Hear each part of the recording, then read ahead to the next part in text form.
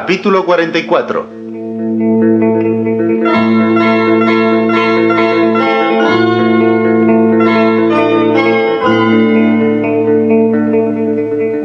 El señor Gillenormand se había sentado alegremente al lado de Mario. Al mismo tiempo que le escuchaba y saboreaba el sonido de su voz, saboreaba también polvo de tabaco. No podéis figuraros lo mucho que la amo. La primera vez que la vi fue en el Luxemburgo, a donde ella iba a pasear. Al principio no fijé la atención, pero después yo no sé cómo me he enamorado. Qué desgraciado me ha hecho esto. Pero ahora es distinto. Ahora la veo todos los días en su casa. Su padre no lo sabe. Debo deciros que para mi desdicha van a partir. Su padre quiere irse a Inglaterra. Por eso vengo a veros. Si no encuentro una solución, me volveré loco. Es preciso que me case. Esta es, en pocas palabras, la historia de mi amor. Vive en la calle Plumet, cerca de los Inválidos.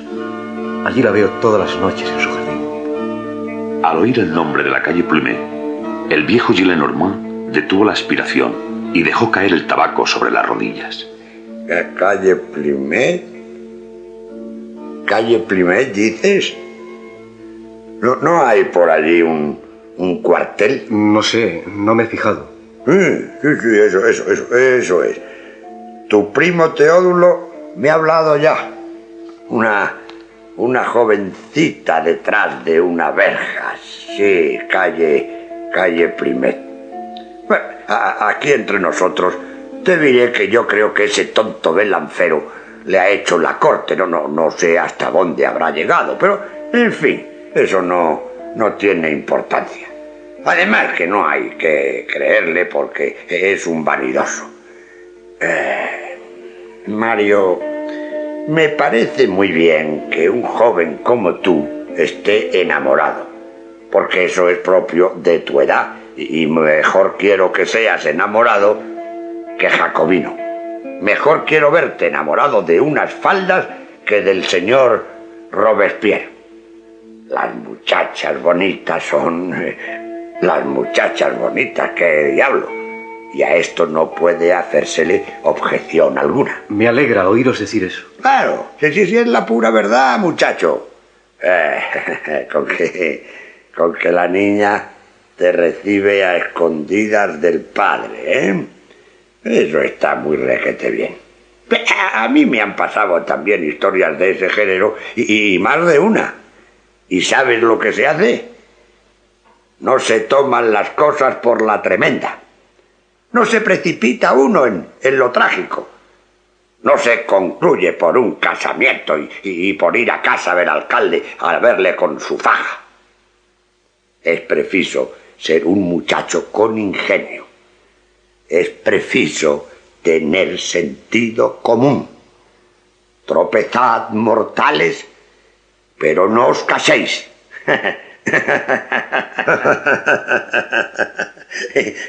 Cuando llega un caso como este, se busca al abuelo, que es un buen hombre en el fondo, y que tiene siempre algunos cartuchos de Luises en el cajón, y se le dice: abuelo, esto me pasa. Y el abuelo dice: es muy natural. Ay, es preciso que la juventud se divierta y que la vejez se arrugue. Yo he sido joven y tú serás viejo y le dirás esto mismo a tus nietos. Bueno, aquí tienes 200 pistolas. Diviértete, que caramba. No hay nada mejor. Así debes portarte en este negocio. No se casa uno, pero eso no impide que... ¿Me comprendes? Mario, petrificado y sin poder pronunciar una palabra, hizo con la cabeza un movimiento negativo. Tonto. Ahora, tómala como una amante. Hay que aprovechar las ocasiones. Mario se puso pálido. No había comprendido nada de todo lo que dijo su abuelo. Aquel coqueteo insinuado entre el lancero y la joven había pasado por la mente de Mario como una cosa fantasmagórica. Nada de aquello podía referirse a Cosette. El viejo divagaba, sin duda. Pero el final sí que lo había entendido y constituía una injuria mortal para Cosette. La frase «tómala por amante» había entrado en su corazón como una espada. Se levantó con energía y cogió el sombrero. Hace 5 años insultasteis a mi padre. Ahora insultáis a mi amada. No quiero nada de vos. ¡Hasta nunca! El anciano quedó estupefacto. Permaneció algunos momentos inmóvil, como si hubiera caído un rayo a sus pies, sin poder hablar ni respirar, como si una mano vigorosa le apretase la garganta. Por fin se levantó del sillón. Corrió hacia la puerta con toda la rapidez que le permitían sus 90 años. ¡Auxilio! ¡Auxilio! Señor. ¡Auxilio! Señor, ¿qué le ocurre? ¡Cálmese! Corred detrás de él. Decidle que venga. ¿Qué le he hecho yo? Está loco. Se va. ¡Ay, Dios mío! ¡Ay, ahora ya no volverá! ¡Mario! ¡Mario! ¡Mario! Pero Mario ya no podía oírle, porque en aquel momento volvía a la esquina de la calle San Luis. ¿Qué le habré hecho yo? Está loco. ¿Por qué no hace caso a la voz de la experiencia? Se recostó en un sillón, sin pulso, sin voz, sin lágrimas, teniendo en los ojos y en el corazón una cosa triste y profunda como la noche. Aquel mismo día, hacia las 4 de la tarde, Jean Valjean estaba sentado solo en uno de los declives más solitarios del campo de Marte. Estaba tranquilo y era feliz respecto a Cosette, pero hacía una semana que le perseguía una ansiedad de otra naturaleza. He vuelto a ver a Thénardier. Estaba paseando por el boulevard. Tengo la certeza de que ronda mi barrio. Estando por aquí Thénardier, viven juntos todos los peligros. Además, París no está tranquilo. Hay constantes agitaciones políticas. Cuando se tiene como yo algo que ocultar, la actividad de la policía es peligrosa. Buscando a los agitadores, pueden encontrar a un Valjean. Hay que abandonar París e incluso Francia. Hay que marchar a Inglaterra. Además, un hecho inexplicable aumentaba su inquietud. Aquel día por la mañana se había levantado temprano y, paseándose por el jardín antes que Cosette hubiese abierto su ventana, había descubierto un letrero escrito en la pared. Calle Verrerie 16.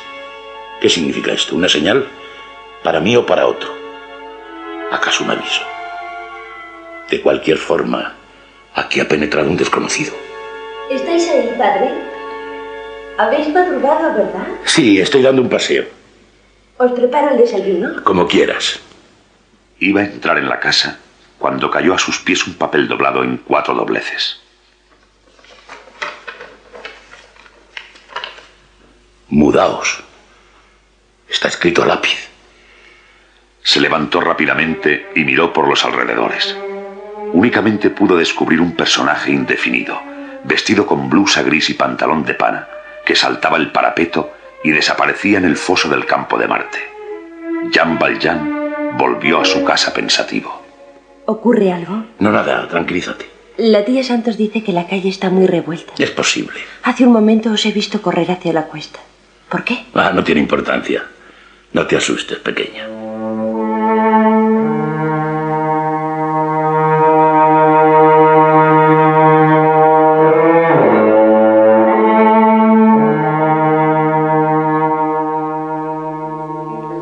Mario había salido trastornado de casa del señor Gillenormand. Había entrado en ella con poca esperanza y salía con inmensa desesperación. A las 2 de la mañana entró en casa de Courfeyrac y se echó vestido en su colchón.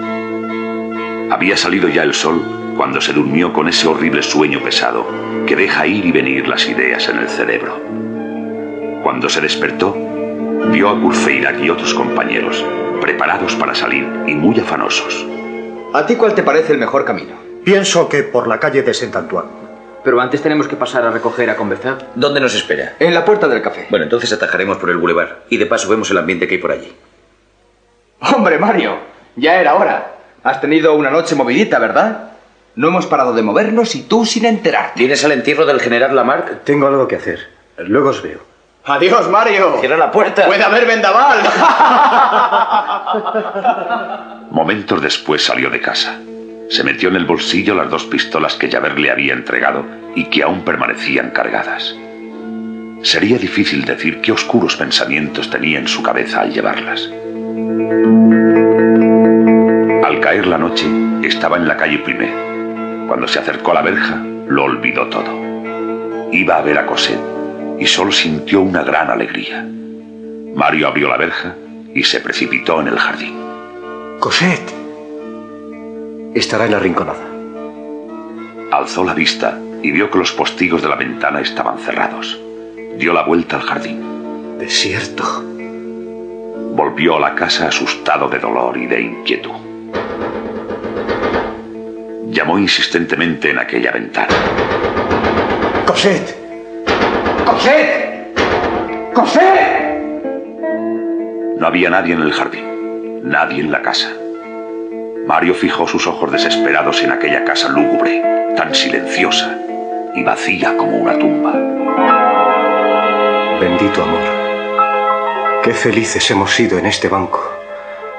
Dios santo, ¿cómo podré resistir esta ausencia? Señor Mario. ¿Quién? Señor Mario. ¿Quién me llama? ¿Estáis ahí? Sí. Vuestros amigos os esperan en la barricada de la calle de Chambregui. La voz no le era desconocida. Le pareció Eponina. Mario corrió a la verja, separó el hierro móvil y vio una figura desaparecer corriendo en la oscuridad.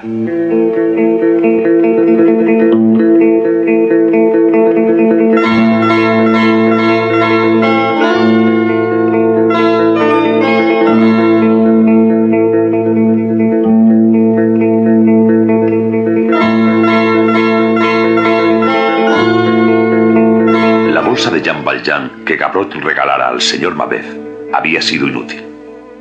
En su venerable austeridad infantil, no había aceptado el regalo de los astros y le había llevado la bolsa al comisario de policía del barrio como objeto perdido. Parecía que no tenía vecinos porque evitaban su encuentro cuando salía. Él lo había notado. ¿Por qué lo harán?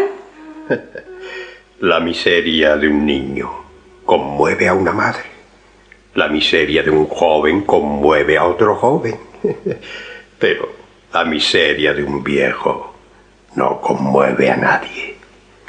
Pero el señor Mabeuf no había perdido enteramente su serenidad de niño. Sus ojos despedían luz cuando se fijaban en sus libros y se sonreía ante los ejemplares únicos de su biblioteca.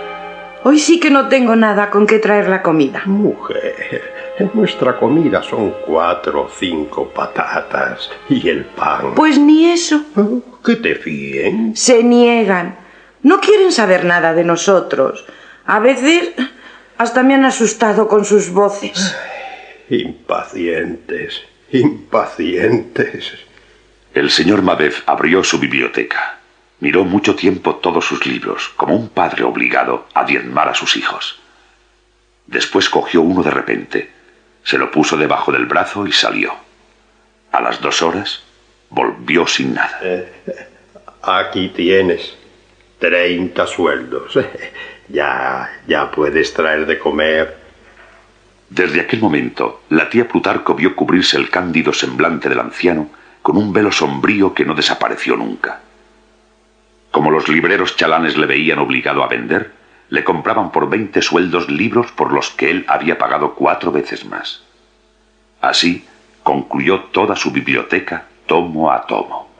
Sin embargo, tengo ya 80 años. ¿Qué quiere decir con eso? Que es posible que llegue antes el fin de mis días que de mis libros. Por cierto, ¿cuánto le dieron el otro día por aquel tan viejo?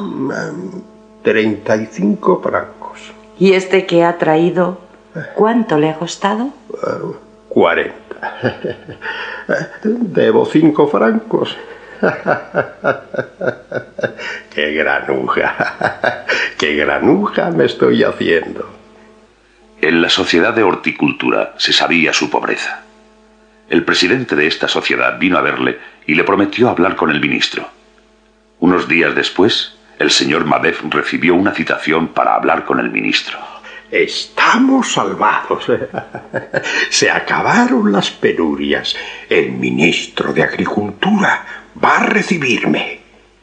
El día fijado fue a casa del ministro y estuvo esperando hasta las 10 de la noche sin que nadie le dirigiese la palabra. Los acontecimientos tenían muy atareado al señor ministro. Pasaron algunas semanas y la tía Plutarco cayó enferma. No se preocupe. Ya buscaremos la forma de comprar esas medicinas.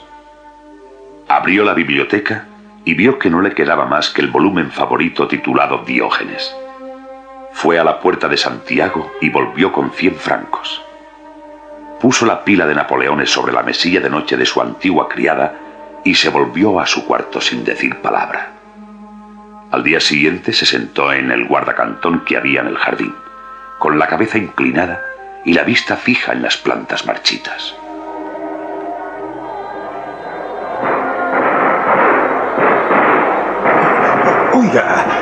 Oiga, buen hombre, ¿qué es eso que se escucha? Un motín.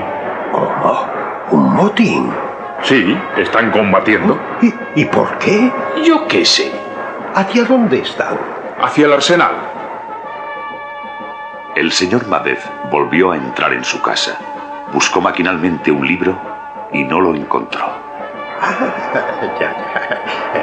No me acordaba. Y salió con aire extraviado.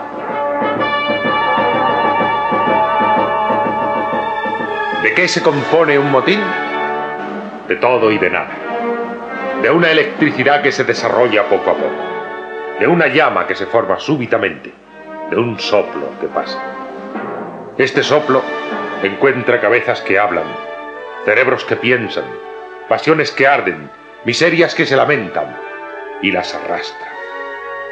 El entusiasmo frustrado, el instinto de guerra comprimido, el valor de la juventud exaltado, la sed de lo inesperado, los odios vagos, los rencores, las contrariedades, el malestar, los pensamientos profundos, todo el que espera del derrumbamiento una salida, y en lo más bajo, la turba, ese lodo que se convierte en fuego.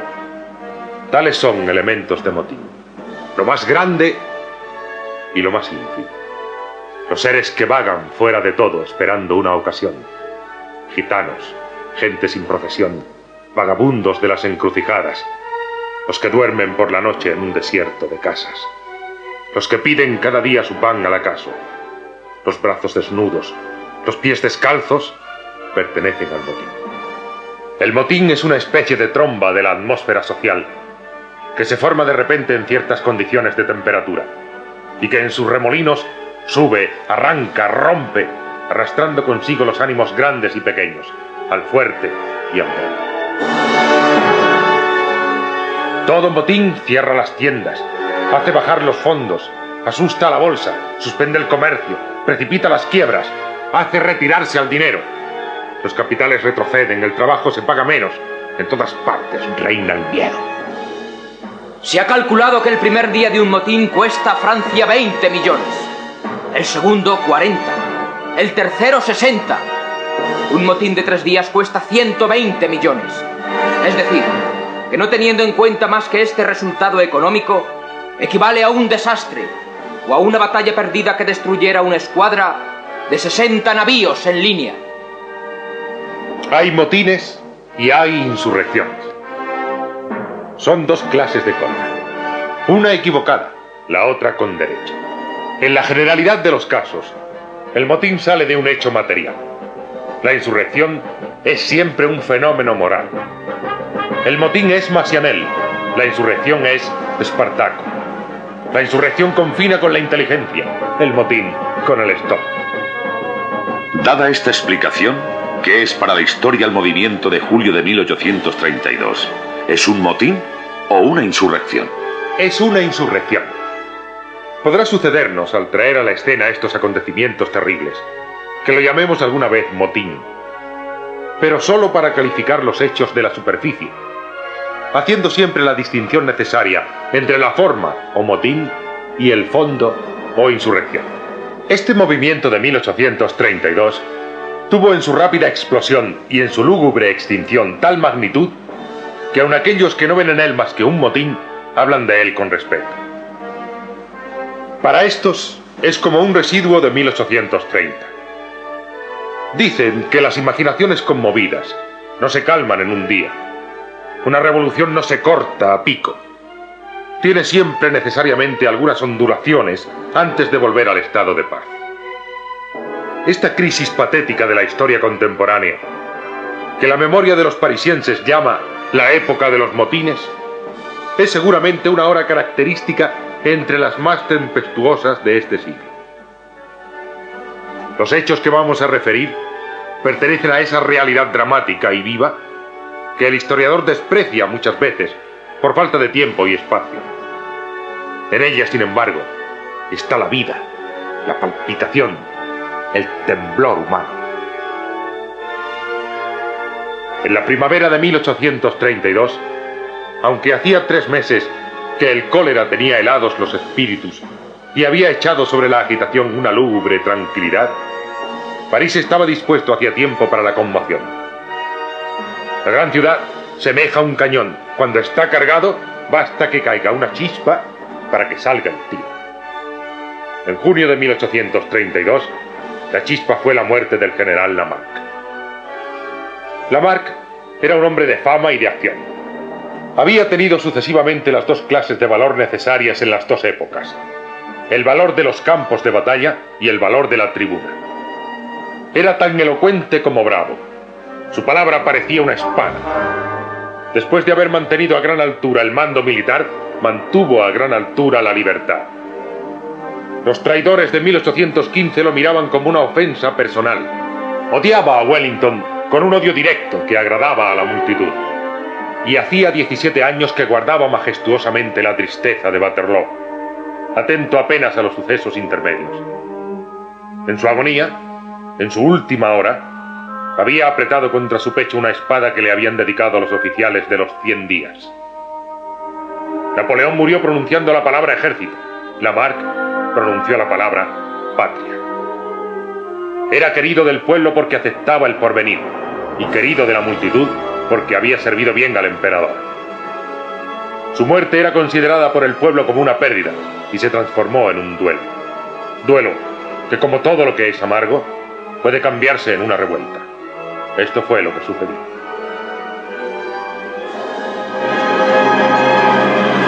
La víspera y la mañana del 5 de junio, día fijado para el entierro del general Lamarck, el arrabal de San Antonio por el cual había de pasar el entierro tomó un aspecto temible.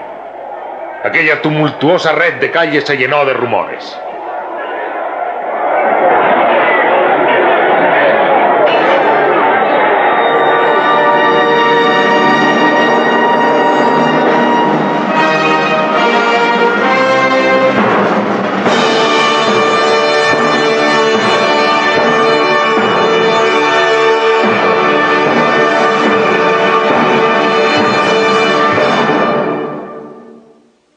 Han escuchado ustedes el capítulo 44 de Los Miserables, de Víctor Hugo, en adaptación radiofónica de Alfredo Muñiz.